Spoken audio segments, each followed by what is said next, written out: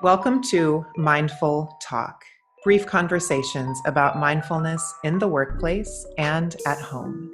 I am your host, Lauren Wessinger. And I'm your host, Misti Anderson. And this podcast is brought to you by the Mindful Project. The Mindful Project helps you elevate the culture of your business by bringing mindfulness practice to you and your staff through in-person and virtual learning. Contact us through our website, themindfulproject.co, for more information. Welcome back to Mindful Talk. Today, Misti and I are closing out our three-part series for this month. The series is called The Mindful Home, and today we're talking about a mindful abode. So additional ways that we bring mindfulness into the home. So we're so glad you're here and taking the time out to listen or to watch if you're watching us on YouTube. Yeah, thank you for being here. As you can see, I'm in a different spot if you're watching on YouTube, and that's because my abode is all in boxes at the moment. And this topic couldn't come at a better time because I think everybody's been in the middle of a move and you understand the disruption of everything. And I am really putting in the work right now to maintain a mindful space and to make sure that we bring good containers of things over to our new home. And some ways in which I'm doing that are just easy things like making sure I'm not bringing a bunch of stuff I need over there. And it's been really great to have my kids involved in this time as well. And so I think that's a big piece of having a mindful home is involving everyone. Definitely involving everyone. And I love that practice you're doing of being really selective about what you're bringing over. You know, the house that we're in now is the second home that we've had in Fort Worth, Texas, where we live. So in our first house, we had a 2-car garage. We used half of it for my car, and the other half was storage. We had a lot of crap in there. And then when we moved to the house we're in now, we loved the house and we walked away from it because we said, oh, there's no garage, there's no storage, there's no shed, and there's no garage. That's not going to work for us. And we keep looking around for houses and realize, wait a minute, why do we need to bring all of this stuff with us? You know, and so we had a yard sale at the previous house, and I was disgusted and embarrassed. I'm not kidding. We had like a house full of stuff that we were selling. It was unbelievable how much stuff we sold and how much money we made. And when we came to this house, it was a fresh start in being really discerning about what we're keeping, what we're storing, what we're buying. And we've continued this process for the last almost 10 years of continually getting rid of stuff. And my husband always kind of jokes because, of course, I had Marie Kondo's book and I'll be like, do I get rid of this? Do I not? He's like, does it really bring you that much joy? And I'm we like, have the same thing in our house. right? Yeah. I'm like, actually, it doesn't. So I'm going to let it go. And not once have I ever looked back on anything I've gotten rid of, except my Doc Martens that I bought in Scotland when I was 15. I don't know why I got rid of those, and I regret it. And they would be so cool now. So cool. Oh, I know, right? My overalls from the 90s. So wish I would have kept all those. Right. Yeah. You know, it's funny. You talk about the Marie Kondo thing. So my 5-year-old is, they're tiny hoarders and they want to take everything. And she's especially very girly and she loves clothes. So she has a very difficult time letting go of clothes. It's kind of funny. I'm the opposite. I'm just like, whatever. Thank you for your service. Moving on. So I was like, this is going to be so horrible cleaning out her closet because she's going to want to keep all this stuff. And some of it's like 3T and she's now in 6T. Like, let it go, woman. But I had to use that. Okay, so you know where we're taking this, right? And she's like, no. And I said, okay, so we're going to take all of the stuff. We're going to bag it up. We're going to take this to Goodwill. You know, when we go to Goodwill, how we always talk about how fun that was, that came from somebody else's house. I'm like, somebody else is going to love this skirt or this shirt as much as you do. And then they're going to wear it. And she was like, it'll make a little girl happy. And I said, it will make a little girl happy. So that was our phrase. So she was so cute. She would pick stuff up and she'd be like, go make another little girl happy. And then she'd toss it. And it was just like she needed that little, I appreciated this. I don't understand this. It seemed totally out of my realm of thinking. I can get rid of stuff. I don't hold an attachment to stuff, but she does. And it's in my normal nature to be like, throw it away, get rid of it. But I had to step back and be mindful of the fact that that's a part of her home. And those are things that make her feel like it's her home. So we sat there and we went through her whole closet and we told everything how much we loved it and we sent it on its way. And so I feel really great because we're not moving with that. And she feels really great because she's ready. She's excited to pass it on. And so it was a really good process. So if you have some things that your kids are holding on to and they have, they like giving, because I think all kids do. And when you give them an opportunity, it's kind of a neat time.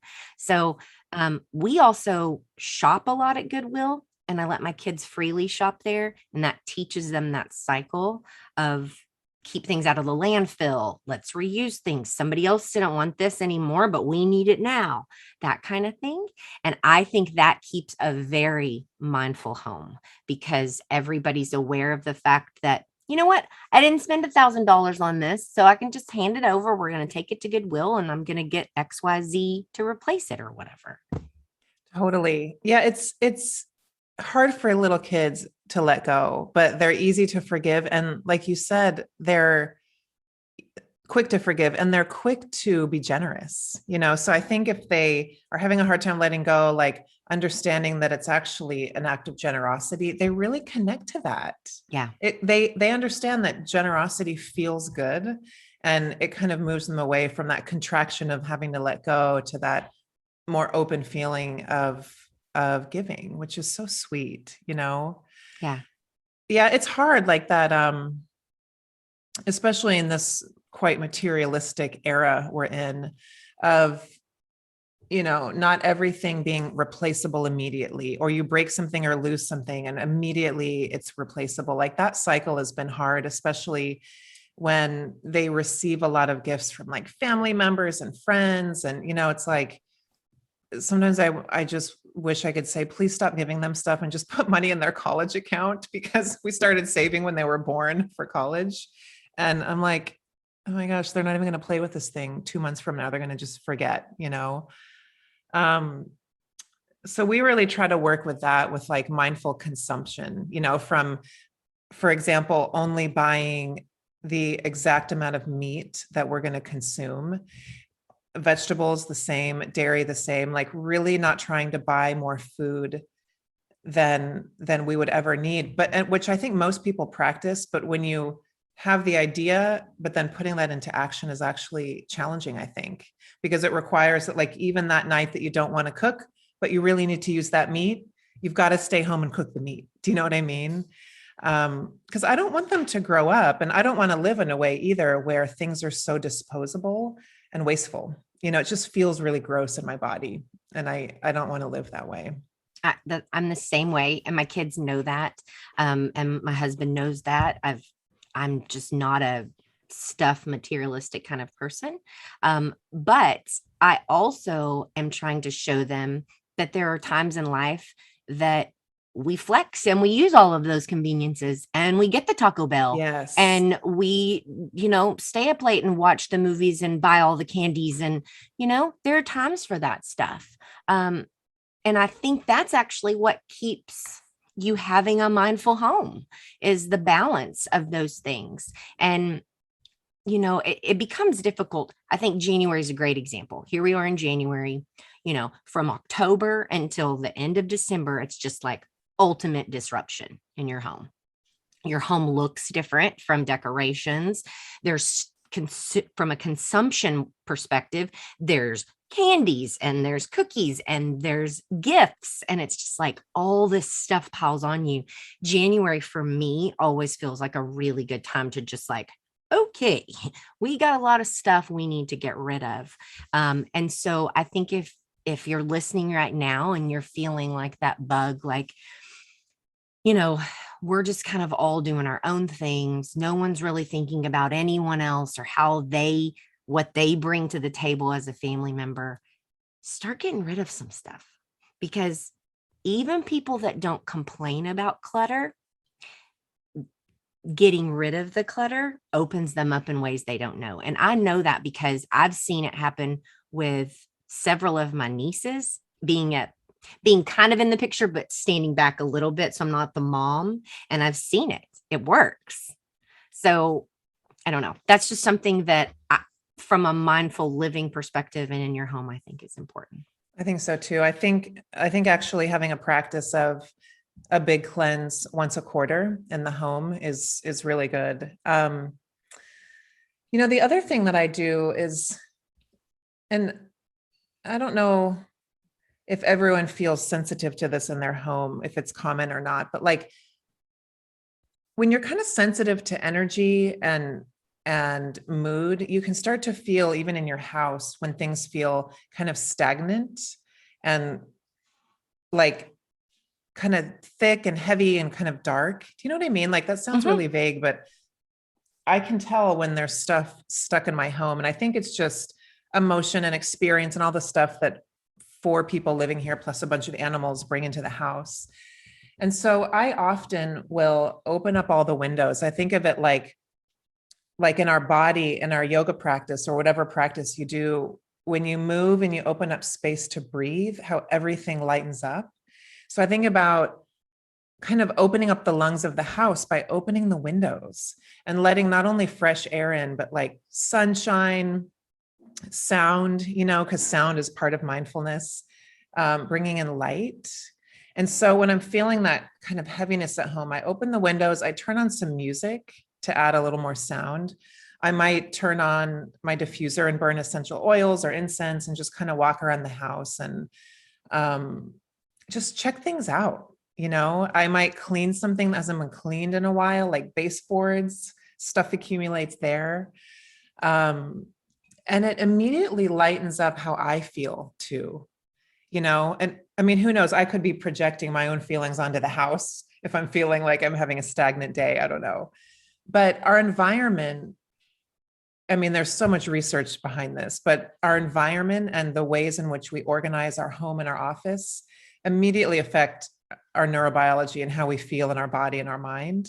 And so I think there's something to it, like organizing your space, cleaning your space, bringing in light, sound, opening windows, changing the scent, like all of that, because we're sensual beings, meaning we operate in the world by interpreting sense, that kind of sensual, all of that changes how we feel.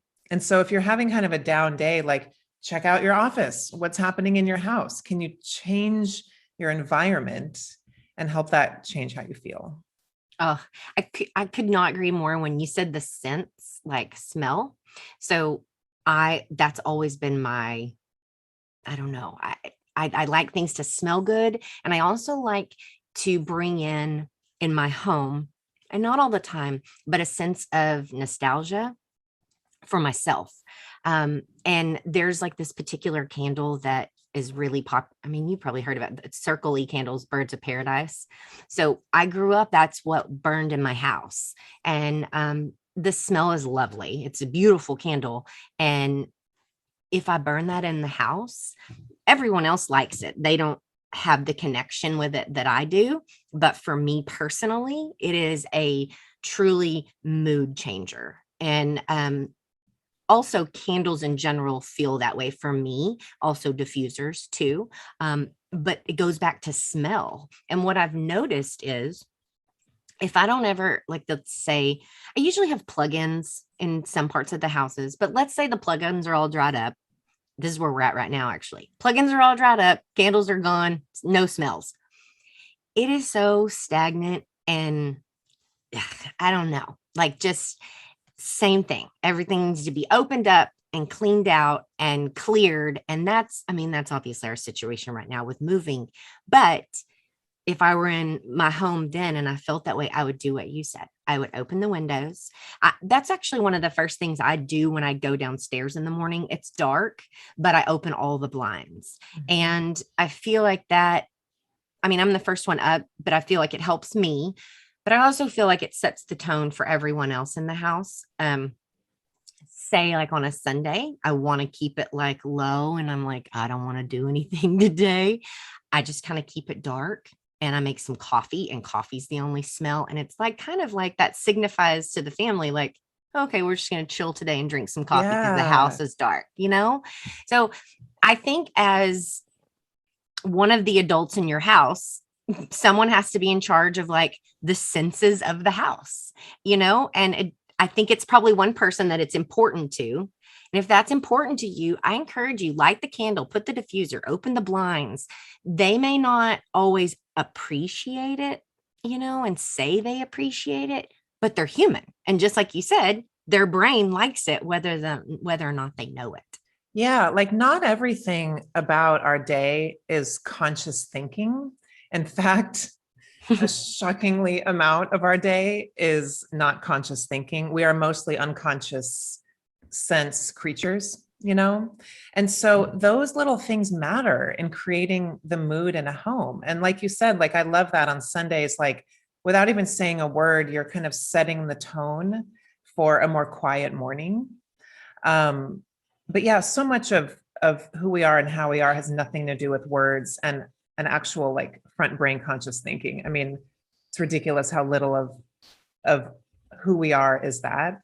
And so there's all these ways just with sense and intention and action based off of that intention that we can really shift how we feel at home. By not living around too much clutter and not having more than you need. I think that's really key.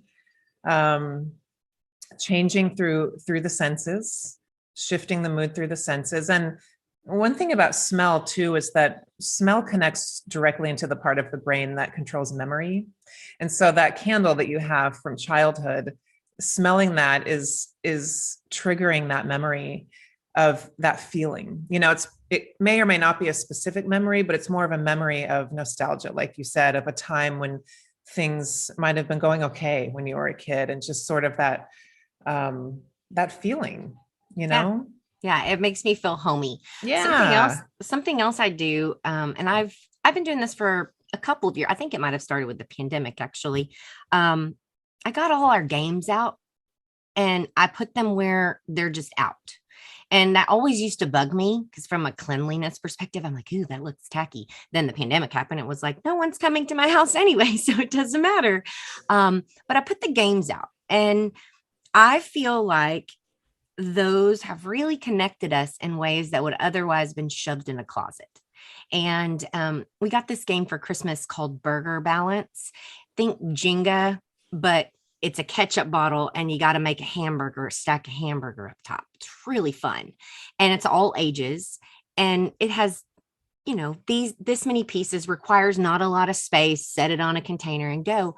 So there's so many times it'll just kind of feel restless in the house. And someone, and it's not always me, will notice that and just pull it out. And then we start playing it. And I feel like the mindful action of me saying, you know what, this is something we can all do together. So I'm just going to put it out, and letting go of the fact that it is ugly and it shouldn't belong where it's at, in my opinion. But it's okay because it brings joy to everyone in the house. I love that, because especially as the kids get older and there's less rules around technology, guess what they're going to do in downtime, and it's like a suggestion without words, having the games out. And I'm with you. I'd have to let go of like having them on the table. It would be some mindful work for me to be okay with that. But like you said, they're shoved in the closet. We have so many awesome games. We don't take them out that often. We used to usually have a puzzle going, and that was really fun. Like, at least I would buy a puzzle that ended up being a really cool image, so that as it was forming, it made me happy and brought me joy. um, but I like that. I think I'm going to do that. Like, put out maybe 3 games at a time and just have that reminder of like, because sometimes, like you think about playing a game and you pull it out and you're kind of not in the mood. But I feel like if you have it out, you might find that you're actually more in the mood more times than you realize, to like, oh yeah, I could do that right now. And it's a little more spontaneous. I don't know. I taught my girls Uno. I grew up playing Uno like nonstop. Same. Oh my gosh, we played 15 games yesterday. Like, and it's just literally the card sitting there in the card box. That's it. And it floats around the living room, drives me bonkers, just like we said. But man, do we play it. And it's building this fun thing that we have. We have like a tally score now, and it's really fun, and it's just a game, but it connects us. It won't always be like that game. And mind you, they do ask me for screen time. They may not always get it, but they ask me, and the games help from the asking repetitively. So yes, it is a good option, and you know, there's games for all ages. And I would tell you, we've discussed another, like just earlier, Goodwill is a great place to get games. I get a lot of them there. Totally. And I have to second you on Uno. We still play Uno, and we started playing when the kids were your girl's age. It's an awesome one because you can put it in your suitcase if you travel, Mhm. because things can get kind of weird during downtime, during travel. I don't know. But Uno is awesome. So if you used to play Uno and liked it, like go pick it up. It's so great. And I don't know, everybody loves it. There's not a lot of fighting during Uno. Like for us, we had to nix Monopoly because it turned into World War III when we had Monopoly going between the kids. And I was like, oh, this is not bringing us joy. Monopoly is going away. So, but Uno, there was not a lot of angst during Uno. And it's cheap. Go out and get you some Uno cards. If you don't listen Totally. today for anything else, go get you some Uno cards. Um, I do want to say this because this is something that has really changed in my house over the pandemic. And I've seen a lot of commercials about this very thing, and that is people really living in their homes. And by that, I mean, the dining room might not be a dining room. Our dining room is an art studio, and there is stuff everywhere, but it's very lived in, and it serves its purpose within our home. And it took a really long time for me to let go of the label of a dining room and a table in there. And I'm like, I don't need a table in there. And I wrestled with it, and I wrestled with it. And finally, I let it go, as a lot of things you had to in COVID. And what I found is there are different things we do in our house in different areas, and not all of them are associated with the traditional do this in this room. And it works for us. And there's really nobody that comes in that knows otherwise. And so if you're listening to Lauren and I, and you're like, gosh, my house is cluttery, and we use the kitchen for homeschool, and there's books everywhere. That's your home. You take what you use it for and you make it more mindful. That's, for lack of a better word. Make it useful and organized, but use it for what you need it. Don't feel like the kitchen has to be just for eating. The kitchen is a lot of things these days. And so I think it's important to remember that a mindful home isn't clean, not cluttered, organized, always on top, everything's in place. That's not it at all. It's living in your home, using the space, and being mindful of how you're using it and what's coming in and how the people in it are operating. It's so true. I mean, whether you rent or own, you pay a lot of money for where you live. It's, I know for us, it's the highest expense. And so, yeah, home is meant to be lived in, like whatever that means to you. And if for you, it's repurposing certain areas and really using that and making it a great space where you feel inspired to do homeschool or work, or for you, you need it super clean and clear so that you can have a clean and clear mind. Like it's as individual and unique as it is to how many people there are in this world. I think for me, we're a little bit of both, like we live in our home really well and use it a lot. I'm here all the time. I work from home. The kids are home a lot and I keep it pretty clean, but like right now it's not. We had a weird weekend and yesterday was a weird day. We have a lot going on and our home reflects that and that's okay right now because, it takes me an hour or two to go ahead and clean it up. No big deal. I know. It's a lot of mindful living at your home. It takes a lot of work and practice, and it is the work. And I know Lauren agrees with me. There are probably a lot of things that you can do to make your home more mindful, but ultimately it starts with you and your practice. And, a lot of my meditation and mindful work when I sit is thinking about how I want my home to be. Because as we discussed before, when your kids leave and when you're gone and you only have the memories, you're just going to remember how you felt. So if you've got a lot of negative energy and a lot of clutter and no one's really happy in the home, that's what everyone's going to remember. And it takes just some little tweaking and some little, awareness around what's going on in the house to bring in a more mindful home. I think as a closing practice, I love that. That actually feels really inspiring to me. And I think as a closing practice, it would be good to get really honest with how you feel about your home. And please keep in mind, it has nothing to do with how big the space is, what neighborhood it's in. It's not about that. It's how do I feel in this space? What is the felt sense, the energy of my home? And if you love it, that's great. Like, know that you love it. And if you don't, come up with a list of like 3 small things you could change. I'm telling you, like Misty and I talked about opening up the blinds, and if it's the weather appropriate for this, opening up the actual windows changes everything. Are there windows that you need to clean the glass on so that the light can come through? Like, we're not talking about stuff that costs money unless that's in your budget and you want to make some changes. But what are 3 things you could do to make your home feel more serene, more vital, more vibrant, more settled, whatever word for you feel like you need more of in your house? I like that. Get you a good smell, find you something that means something to you. Yes. One time I did this exercise with Lauren, actually, and she had us think of like a word or something we wanted to work on. And then we smelled a smell. And then that word was then associated with that smell. This has been 5 years ago, and I still associate that smell with that word, which is extremely helpful. So if there's something that you like to burn or diffuse and it makes you think of positive things and being more mindful, then put that in. It's a great reminder. Your senses can trigger things really, really quickly. I love that. And one last practice you could do, ask the Google, how do I do, right? How do I do even like a cleansing ceremony in my home? If you feel like there's just some negativity that you've got to get rid of, ask Google. There are like millions of listings for how to really do sweet little ceremonies for your home, because it's where you spend at least half your time. If you work full time, you're spending at least half your time at home, and it matters. Like, it really matters to your well-being, how you feel about where you live. I agree. Thank you so much for your time today. We appreciate everyone. We hope that this 3-part series on a mindful home has landed well with you, and it will make your home, especially as we move into this year of 2022, more bright. So thank you guys, and we will see you guys next week. Take care.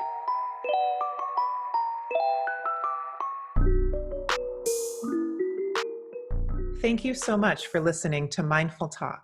We don't take it lightly that you spent your time listening to our podcast, and we are forever grateful. If you'd like to support the podcast, please subscribe on your favorite podcast platform and leave us a rating and a review. Welcome to a more mindful way of living and working.